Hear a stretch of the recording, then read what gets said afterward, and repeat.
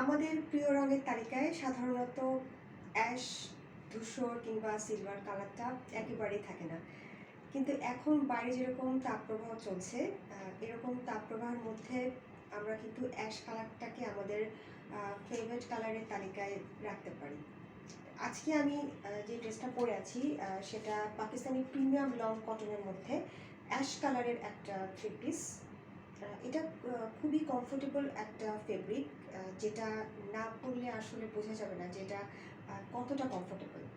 তো এরকম অ্যাশ কালারের ফেব্রিক আপনারা যে কোনো জায়গায় যে কোনো পরিবেশে যে কোনো অনুষ্ঠানে পরতে পারেন। অফিসিয়াল কোনো পার্টিতে অ্যাশ কালার পরা যায়, এমনকি ইনডোর আউটডোর যে কোনো অনুষ্ঠানে আপনারা পরতে পারেন। ইভেন সব বয়সের সবাই কিন্তু এরকম অ্যাশ কালারের যে কোনো থ্রি পিস কিংবা কুর্তি পরতে পারেন। 15 বছর বয়স থেকে শুরু করে যাদের এজ 50+ কিংবা 60। আজকে আমি যেরকম ড্রেস পরে আছি বা যেই থ্রি পিসটা পরে আছি, এই থ্রি পিসটা এই ধরনের এরকম কাটিংয়ের এবং এরকম কালারের থ্রি পিস যে কোনো বয়সের যে কেউ পরতে পারেন। তো আমার মনে হয় যে এই থ্রি পিসটা আজকে আমি আপনাদের দেখাচ্ছি, সেটা আপনাদের জন্য বেনিফিটেড হবে। কারণ এরকম ওয়েদারে আমরা যে ধরনের কালার চুজ করব তাদের মধ্যে অ্যাশ কালারটা আমার মনে হয় সবচেয়ে বেশি অ্যাকসেপ্টেবল একটা কালার। আর আপনারা দেখতে পাচ্ছেন যে আমি একটা শিফনের দোপাট্টা পরে আছি। সবসময় এরকম স্কচিং হিটের মধ্যে আসলে বড় কোনো দোপাট্টা ভালো লাগে না, এটা আমরা কমফোর্ট ফিল করি না। তো আপনাদের মধ্যে যারা একটু কমফোর্টেবল দোপাট্টা পরতে পছন্দ করেন, ছোট দোপাট্টা পছন্দ করেন, তারা এরকম শিফনের দোপাট্টা পরতে পারেন। আর আমার আজকের নেক লাইনটা যেরকম সেখানে আসলে কাটওয়ার্কের ডিজাইন করা আছে। আমি আমার টেলারকে বলেছিলাম এরকম কাটওয়ার্কের একটা ডিজাইন করে দিতে। যে আপনারা চাইলে এরকম রাউন্ড নেকলাইন করতে পারেন, কিন্তু আমার কাটওয়ার্ক পছন্দ, আমি কাটওয়ার্কের ডিজাইনটা করে নিয়েছি। আর আমার মনে হচ্ছে যে এরকম কাটওয়ার্ক ডিজাইনের সাথে আমরা একটা ছোট পেন্ডেন্ট করতে পারি, যেটা আমি ব্লু কালারের একটা পেন্ডেন্ট করেছি। অ্যাশ কালারের সাথে ব্লু কালারের কম্বিনেশনটা ভালো লাগে, আমি এই জন্য ব্লু কালারের কম্বিনেশনের একটা পেন্ডেন্ট পরেছি। আরেকটি ইম্পর্টেন্ট বিষয় হচ্ছে, যখন আপনারা অ্যাশ কালারের কোনো ড্রেস পরবেন, চেষ্টা করবেন সিলভারের কোনো জুয়েলারি ক্যারি করতে, কারণ অ্যাশ কালারের সাথে গোল্ডেন টাচের কোনো জুয়েলারি একেবারেই ভালো লাগে না। আর আজকে আমার হেয়ার স্টাইলটা একটু ডিফারেন্ট, এটাকে বলে স্লিক বান, SLEEK, স্লিক বান। এটাকে যদি আমি বাংলার কনভার্ট করি এই শব্দটাকে, তাহলে বলতে হবে যে পরিপাটি খোপা। বান শব্দের অর্থ খোপা, স্লিক শব্দের অর্থ হচ্ছে মসৃণ। তো মসৃণ তো হবে না, এটা আসলে পরিপাটি হবে। এরকম সামার সিজনে আমার মনে হয় যে চুলটা খোলা রাখার থেকে যদি আমরা এরকম খোপা করতে পারি, তার সাথে যদি এরকম দুটো হেয়ার ক্লিপ আমরা পরি, তাহলে কিন্তু ভালো লাগবে, একটু ডিফারেন্ট লাগবে। আপনাদের যে বোরিং হেয়ার স্টাইল আমরা সাধারণত করি, সেখান থেকে আমরা বের হয়ে আসতে পারবো। আমার মনে হয় এটা আসলে আমরা ট্রাই করে দেখতে পারি। আর আরেকটি ইম্পর্ট্যান্ট বিষয়, সেটা হচ্ছে যে আমি আজকে যে স্ট্রেট সালোয়ারটা পরেছি, এটাকে আসলে একটু ন্যারো কাটের চুড়িদার বলে।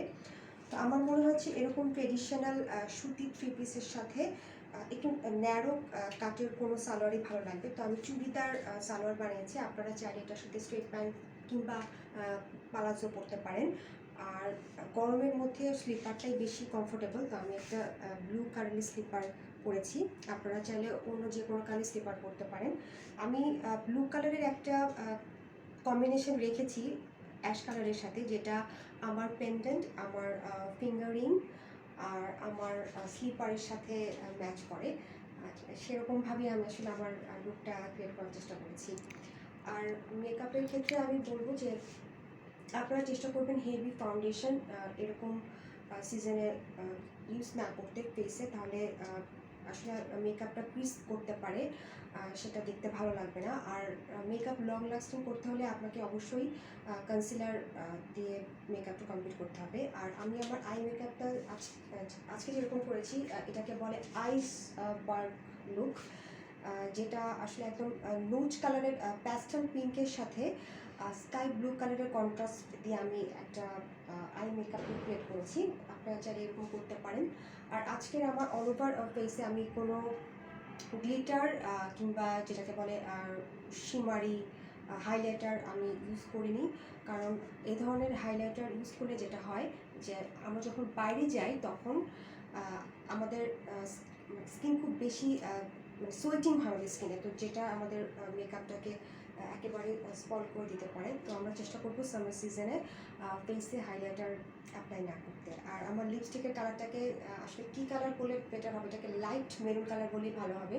কারণ এই ধরনের অ্যাশ কালারের ড্রেসের সাথে লিপস্টিকের কালারটা একটু ন্যাচারাল কালার হলে ভালো হয়, যেটা সবাই আসলে যে ধরনের কালার অ্যাপ্লাই করতে পারে লিপে, আমি সে ধরনের কালারই অ্যাপ্লাই করেছি।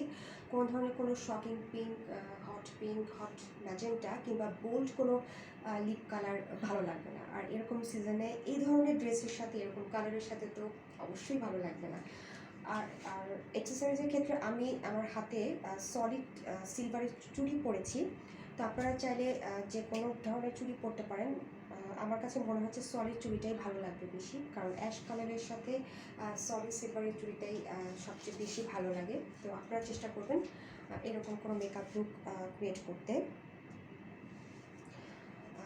তো আজকের ভিডিওটা আমি এখানে শেষ করছি। সবাই ভালো থাকবেন।